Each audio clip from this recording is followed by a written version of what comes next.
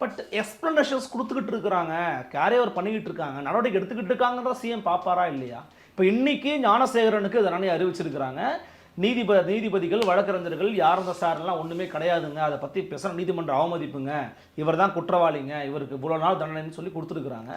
5 மாதங்களாக நாங்கள் வந்து தண்டனை வாங்கி கொடுத்துருக்குறோம். இதில் போய் சீப் பாலிடிக்ஸ் பண்ணுற எடப்பாடி பழனிசாமி முதலமைச்சர் வந்து குற்றச்சாட்டு. இது சீப் பாலிடிக்ஸ் இல்லை, இதுதான் சரியான பாலிடிக்ஸ். ஃபஸ்ட்டு அந்த எஃப்ஐஆர் லீக் ஆனதுக்கு காரணமானவர்களை கண்டுபிடித்து ஒரு முதல்வராக, உள்துறை அமைச்சராக இவர் நடவடிக்கை எடுத்திருக்க வேண்டுமா இல்லையா? டெஃபரெண்டாக எடுத்துருக்கோம். குறைந்தபட்சம் கோவம் வந்திருக்கணும்ல, எப்படியா லீக் ஆச்சு, விக்டிமோட ஐடென்டிட்டி எப்படியா வெளியாச்சுன்ட்டு கோவம் வந்திருக்கணுமா இல்லையா? அண்ணா நகரில் ஒரு 10 வயது சிறுமி கொடூரமாக பாலியல் துன்புறுத்தலுக்கு ஆளாகிறாள். உங்கள் காவல்துறை அதை சரியாக விசாரிக்கவில்லை என்று சென்னை உயர்நீதிமன்றம் சிபிஐ விசாரணைக்கு உத்தரவிடுகிறது. அதை எதிர்த்து உச்சநீதிமன்றம் போய் முகுல் ரோஹத்கியை வச்சு வாதிடுறாங்களே. இதை ஊடகங்கள் கண்டித்து ஒரு சில ஊடகங்கள் எழுதத்தானே செய்தன. இவர் நியூஸ் சேனல்லையே பார்த்துக்கிட்டு இருந்தாருன்னா இதற்கு காரணமான அதிகாரிகள் மீது நடவடிக்கை எடுத்திருக்க வேண்டுமா இல்லையா? எஃப்ஐஆர் எப்படிங்க லீக் ஆச்சு? கொடுமை. இன்னைக்கு 5 மாசத்துல தண்டனை வாங்கி கொடுத்துட்டோன்ட்டு நீங்கள் பெருமையாக சொல்கிறீங்களே.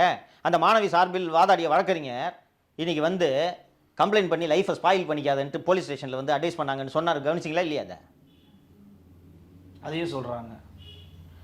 எக்ஸாம் எழுதிக்கிட்டு இருக்கேன், யூனிஃபார்மோட போலீஸை அனுப்பி உள்ளே விசாரிக்காதீங்கன்னு அந்த மாணவி சொல்கிறாள்.